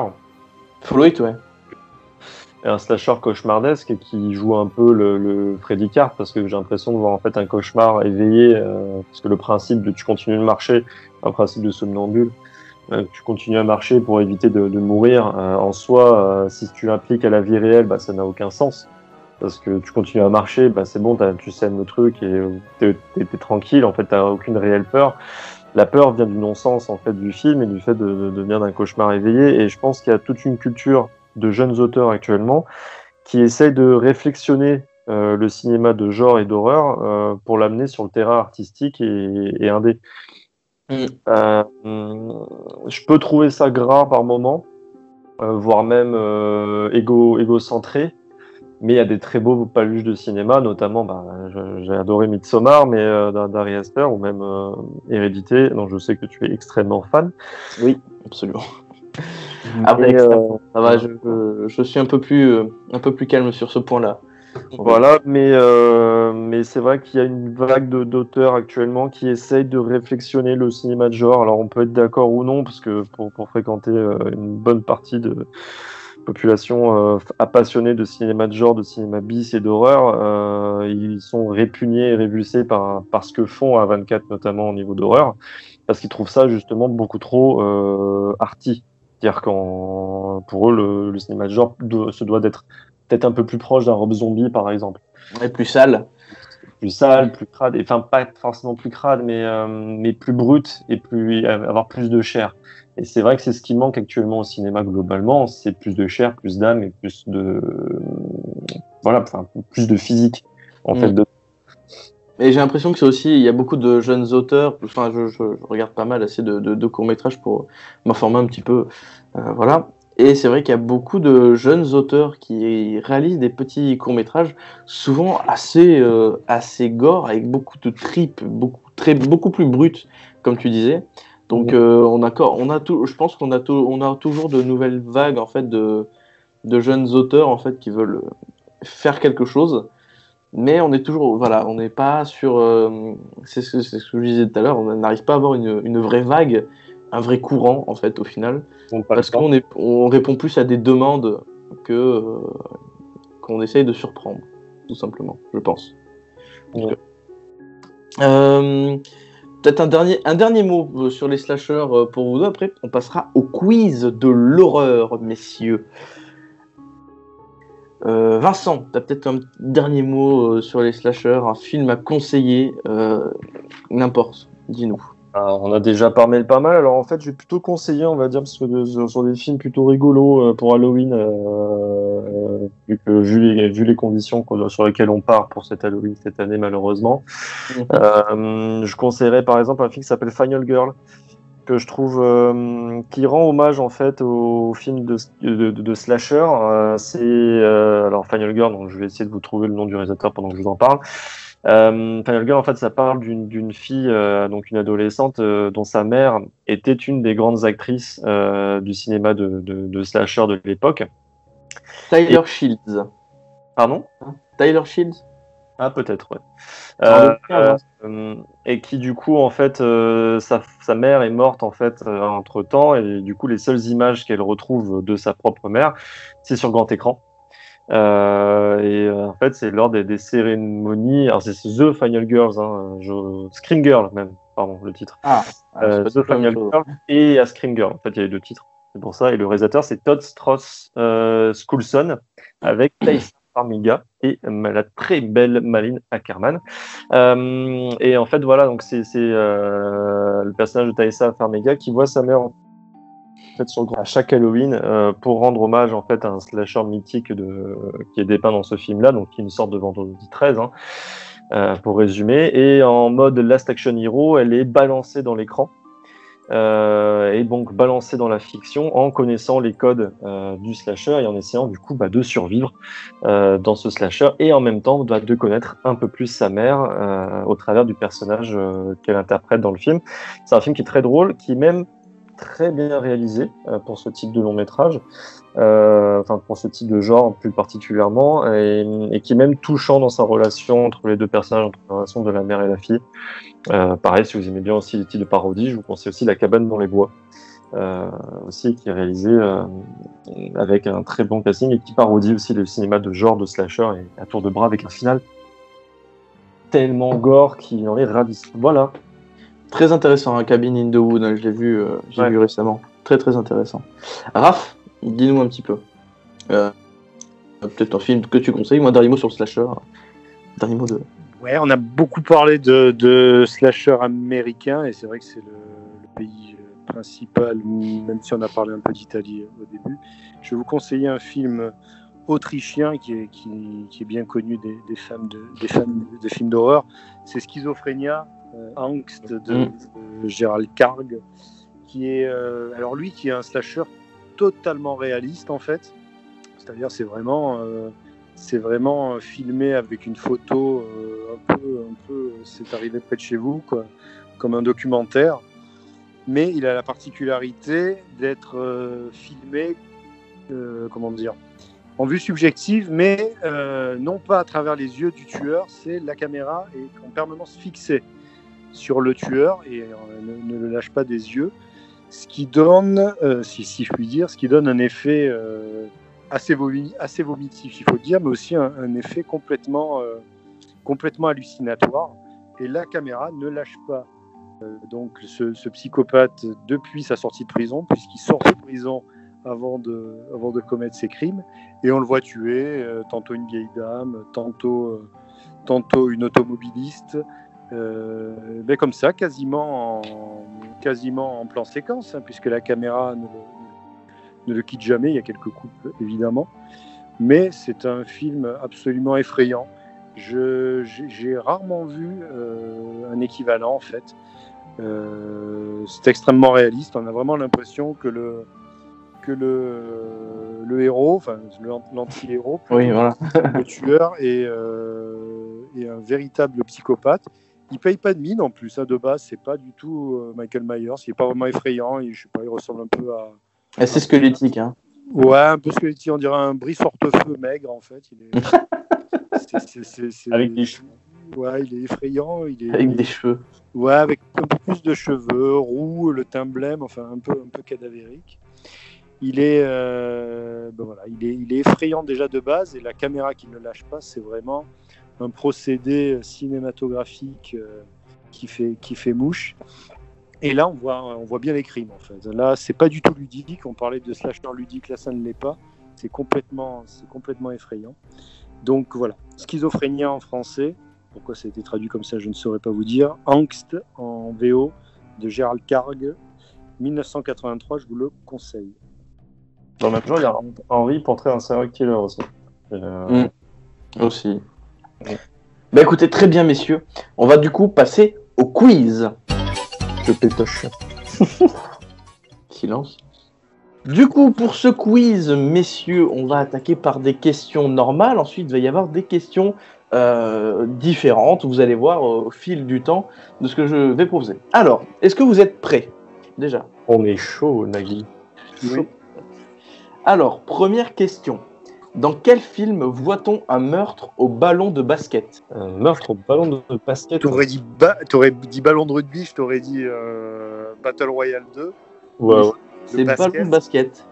Alors, voilà, un meurtre au ballon de basket, ça veut dire que le ballon de basket va être lancé et va décapiter une dame assez âgée. Le réalisateur, on en a parlé pas mal de fois dans la fin de cette émission. Là, alors moi, je vais faire tout simple basket case, mais parce que Non. ça représente pas ça, mais non, là, ça me va pas du Vous tout. n'avez pas sorti en 1986, film de Wes Craven. Ah putain. Ah bah je l'ai plus. Je le sais plus. Raph, tu n'as pas? Wes Craven, 1986, c'est qu'est-ce qui sort à cette époque-là? C'est l'ami mortel. Oui, Deadly Friend, exactement. J'allais te dire Shocker à la base, mais ouais, je suis peut-être un poil trop tôt. Non, c'était Deadly Friends du coup de Wes Craven sorti en 1986. C'est un meurtre de cette vieille dame qui va se prendre un ballon de basket en pleine poire et qui va du coup être logiquement décapité. Voilà. Deuxième question. Pour le moment, les connaisseurs ne sont pas là. Hein. Voilà. Ah ouais, je suis nul en basket, les gars. Alors, deuxième question. Quel est le tueur que l'on voit en premier au cinéma dans les années 80 parmi ces trois propositions? Freddy, Michael Myers ou Jason Voorhees? Attention, il y a un piège. Michael Myers. Tu parles bien années 80 à partir de 1980, pas à partir de 1978, pas à partir de tout ça. À partir dans les années 80. 80, dans les années 80. Moi, je te dirais Michael Myers, parce que techniquement, Jason Voorhees, on le voit qu'à la toute fin. Et on ne pas encore, donc... Raph? Bah, Halloween, c'est 78, donc c'est pas les années 80. Les années 80, c'est vendredi 13. Ah, mais je pensais à Halloween 2 en 81, donc c'est pour ça. Ah oui, effectivement. Alors, du coup, la réponse, c'était vendredi. Ouais, Jason Voorhees. Jason, parce que c'est sorti en fait en 1980. Halloween est sorti donc en 1978, donc c'était le petit piège. Et Halloween 2, c'était sorti en 81. Freddy est donc sorti en 84, donc c'est logiquement Jason Voorhees qui est apparu premier au final dans les années 80, même si le premier, bien sûr, c'est Michael Myers. Il n'aurait pas dû apparaître, d'ailleurs. Il n'aurait pas dû apparaître. Ouais, il n'aurait pas dû apparaître, ça a été rajouté en post-prod dernier moment. Absolument. La petite ville où se passe Halloween, quel est son nom dites-moi laquelle c'est parmi ces quatre-là. Haddonfield, Phoenix, Green Falls ou Boston? Pouvez-vous répéter la question, Nagui? Dans quelle petite ville se passe Halloween de John Carpenter en 1978? Haddonfield, Phoenix, Green Falls ou Boston? Haddonfield. Moi, c'est Haddonfield. Green Falls ou Boston, c'était donc Haddonfield. Premier point de cette partie pour Vincent. Raphaël, un peu à la ramasse. Tu me prends pas Jason Voorhees? Alors, je te l'ai dit.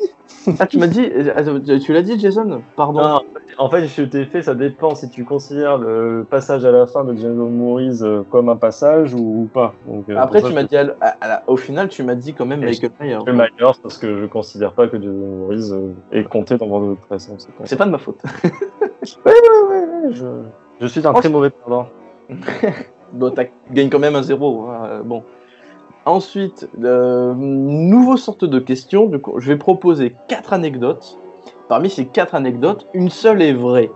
Vous allez me dire laquelle. Du coup, première anecdote. Dans L'Exorciste, l'acteur qui incarnait l'assistant du radiologue fut condamné pour 6 meurtres à la fin des années 1970. Massacre à la tronçonneuse devait à l'origine s'appeler Ham Face, face de jambon. Voilà. Le costume de Ghostface dans Scream devait être orné d'une tête de cheval et non de fantôme. Des bleus inexplicables apparaissaient tous les matins sur le corps de l'actrice dans Conjuring, comme dans le film, au final, comme ce qui se passait du coup pour le personnage de la mère dans le film.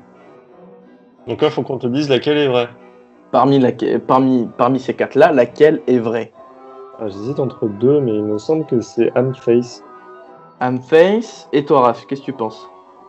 Laquelle... Moi, j'aurais dit la première, le radiologue, parce que, à mon avis, tu vas pas t'emmerder à inventer un truc comme ça, mais on sait jamais avec toi. Ok.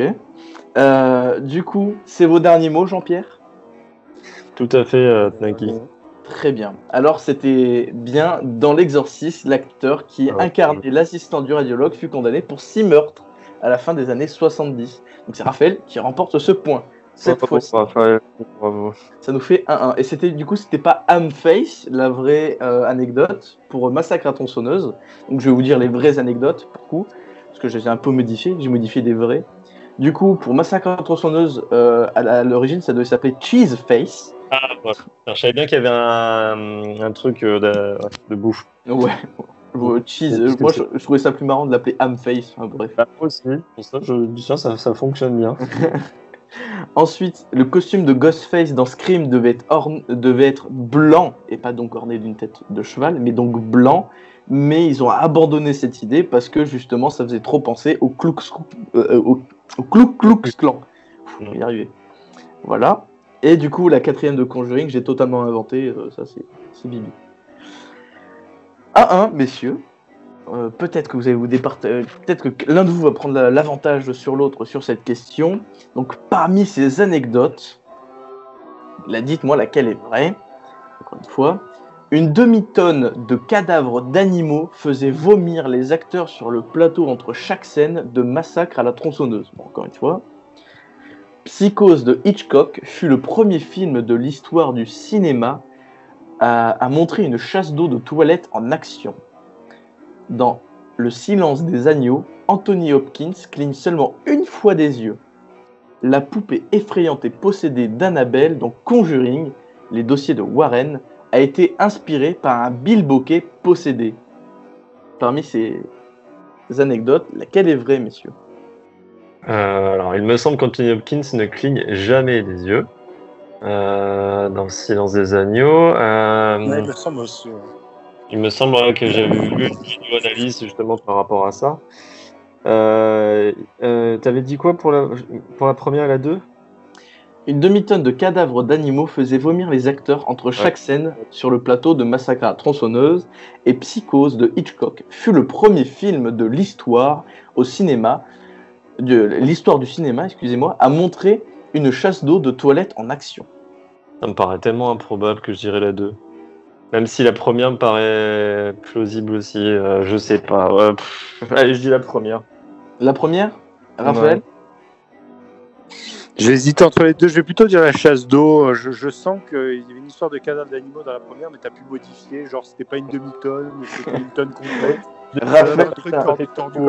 Raphaël est donc un génie. Hein. C'est dit, c'est exactement ça. C'était la seconde, et ça m'a surpris parce que je la trouve tellement drôle de se dire que c'est la première fois une chasse d'eau en action. Filmer une chasse d'eau en action. Et du coup, dans 50 tronçonneuse, j'ai juste changé le chiffre, c'était pas une demi-tonne, c'était 200 kilos. C'est quand même énorme. Ah oui, ouais. Et donc, les USA sont très chatouilleux à propos des toilettes, c'est assez curieux. On se rappelle que les visiteurs en Amérique avaient failli être censurés, un truc moins 16 ou moins 18. Alors, ça aurait été bien pour les gens qui ne voient pas cette daube. Mais en fait, s'il allait être censuré, c'est parce qu'il montrait des chiottes, et notamment à un moment où Jacouille. Il mangeait, je crois, un produit pour les toilettes. Et ça, les Américains sont très chatouilleux là-dessus. Ouais. Donc, culturellement, c'est assez curieux, mais je suis pas. Du coup, l'anecdote de Psychose me semble vraiment logique, en fait. Il effrayait plus. Finalement, le meurtre, c'est pas tant ça qui effrayait les Américains. Peut-être c'était de voir les toilettes dans Psychose. D'ailleurs, pour l'histoire, au Japon, les toilettes sont un vrai genre horrifique. C'est-à-dire qu'ils ont un vrai thème horrifique par rapport aux toilettes. Dans tous les jeux d'horreur japonais, vous allez retrouver des séquences dans les toilettes. Pareil pour les films japonais aussi. Ils ont une référence par rapport aux toilettes aussi dans les films d'horreur japonais qui est assez rigolo aussi. Bah, on a bien, moi ça tu me dis japonais là tout de suite. Du coup, moi j'ai pensé à ce jeu ce jeu qui est Silent Hill. Ouais. Il y a cette scène dans le film où il y a une sorte de cadavre totalement embarbelé dans les toilettes. Là. Ouais. Mais en fait, le 2 commence dans des toilettes, littéralement. Je crois que le 3 a une séquence aussi dans les chiottes aussi. Mais il y a plein de moments où l'horreur japonais, le J-horror, ils aiment bien montrer des chiottes dans leurs films. terrible. Vous voyez, on fait un quiz, mais on en apprend tout en s'amusant. Du coup, dans Le Silence des agneaux, c'était bien Anthony Hopkins qui cligne une fois des yeux. Alors, j'ai vu un extrait de Tony Hopkins, un gif qui fait un clin d'œil. Et la vraie anecdote, normalement, c'est comme vous l'avez dit, c'est il cligne jamais des yeux. Mais j'ai vu dans cet extrait de Silence des agneaux qui fait un clin d'œil, je me suis dit, ce serait marrant quand même de dire qu'il cligne une seule fois des yeux seulement. Et au final, c'est peut-être un peu vrai. Enfin, bref. Quel escroc. Ouais, c'est un vrai escroc.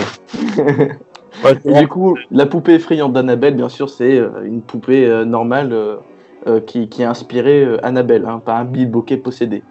Ouais. Ça aurait été très drôle quand même. Un Bill Bokeh possédé. On dirait plutôt un film de Robert Bresson. Dit comme ça. Le truc que tu rates tout le temps, c'est le Bill Bokeh qui veut jamais rentrer dans le trou et qui t'étrangle en même temps. C'est un titre. C'est bien quelque chose. Troisième jeu, c'est un je suis. Je vais me présenter comme si j'étais cette personne que vous devez deviner. Et ben, vous allez devoir la deviner, tout simplement. Vous allez vite comprendre. Hein. Donc, est-ce que vous êtes prêts ? Oui. Pour le moment, Oui. Raph à la main, grâce aux anecdotes. 2 à 1. Scandale. Du coup, je suis maquilleur et faiseur d'effets spéciaux extrêmement reconnu dans le milieu, d'où mes nombreux caméos dans les films Savini. de mes potes. Tom Savini. Qui a dit ça ? Bah, c'est Raph. Bien joué. Point pour Raph, du coup. Ouais, il a été rapide comme l'éclair. C'est vrai que, après je me suis dit, parce que j'aime bien le personnage, bon, j'essaie de, voilà.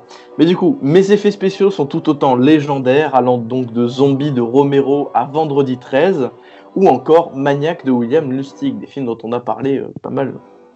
Du coup, j'ai créé les masques du groupe néo-metal Slipknot sur l'album We Are Not Your Kind, sorti en août 2019. Je suis donc Tom Savini. Point pour Raph. Il y a un peu une chance de Vincent qui peut égaliser. Bah non, il y a 3 là. Et oui, mais il reste encore 2 petites questions. C'est de quel film viennent ces répliques ? Et je vais vous dire 2 répliques, enfin une d'abord, et vous allez me dire de quel film ça vient. Vous êtes prêts, messieurs ? Je suis prêt à perdre. Ouais. Très bien. La phrase, la réplique est donc « Tu as pas une tête de porte-bonheur ». Predator. Très rapide, Vincent. Donc ça fait 3-2. Après, du coup, je voulais vous poser la question, mais est-ce que Predator, vous considérez ça un peu comme une sorte de film d'horreur au final ? C'est un survivor, bien sûr. C'est un survival. C'est un peu même titre qu'Alien. D'ailleurs, c'est pas pour rien qu'il y a un Alien versus Predator, un merveilleux chef-d'œuvre de nos années 2000. Mais non, c'est un survival. C'est un survival, mais enfin, le survival peut être considéré un peu comme de l'horreur aussi. D'accord. Oui, on peut aussi voir ça comme un film d'horreur. Oui, mais même si Predator est plus, un peu plein de testostérone que d'effroi comme dans Alien, quoi. Et il y a Predator 2 aussi qui est un peu plus citadin pour le coup. Mais oui, on peut le considérer purement comme un film d'horreur survivaliste en pleine jungle, John McTiernan tout en sueur. Mais d'ailleurs, le fait marrant, c'est que Shane Black joue dans le film. Donc un très excellent scénariste des années 90, qui n'a pour lui pas écrit aucune ligne du film Predator, mais qui aurait été envoyé par Joel Silver pour faire l'acteur dans le film afin de surveiller le tournage. Parce que c'était un tournage très très compliqué. Ah bah j'imagine. J'imagine. Du coup, deuxième réplique. Raph 3-2, tu peux te faire rattraper là. Fais attention. Chaud, en fait. Dernière réplique. Là, je me rends compte qu'on tourne à peu près sur le même film. Mais bon, c'est pas grave. La réplique, c'est, excusez-moi, vous sortez avec des amis. Ma meilleure amie, c'est ma mère. Moi, j'ai toujours dit qu'on n'a pas notre meilleure amie, c'est notre mère. C'est On n'a pas de meilleure amie qu'une mère. Excusez-moi. C'est cause. Bravo Vincent, c'était Psycho. Ah ouais, c'est pas cette réplique, c'est juste le thème, ça me faisait penser à Psychose.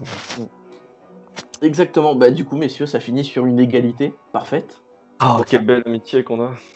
Il y a eu très Moi, peu j'aurais de dit Forrest questions, voilà, pour un quiz. Il y a eu peu de questions, mais vous inquiétez pas, sur le prochain quiz, on sera un petit peu plus, un peu plus amusé, on va dire. Messieurs, ceci sonne donc la fin de ce podcast horreur et Halloween sur le slasher, avec un petit quiz à la fin. Du coup, on vous retrouve sur différents réseaux, sur Twitter, messieurs, mais aussi Raph et Vincent sont aussi des rédacteurs chez Cinéverse, très bons rédacteurs, bien sûr. Je suis rédacteur en congé paternité depuis 1 an. Exactement, mais rédacteur quand même. Hein, voilà. Vous pouvez nous retrouver sur différents réseaux, que ce soit Twitter, Facebook. Nous pourrons aussi retrouver d'autres podcasts comme La Péloche de Monsieur Cinéphilus sur Spotify. On pourrait nous retrouver sur Instagram aussi. En tous les cas, excusez-moi, je vous souhaite une bonne soirée, une bonne continuation et un prochain podcast. Au revoir. Bisous, À bientôt, au revoir.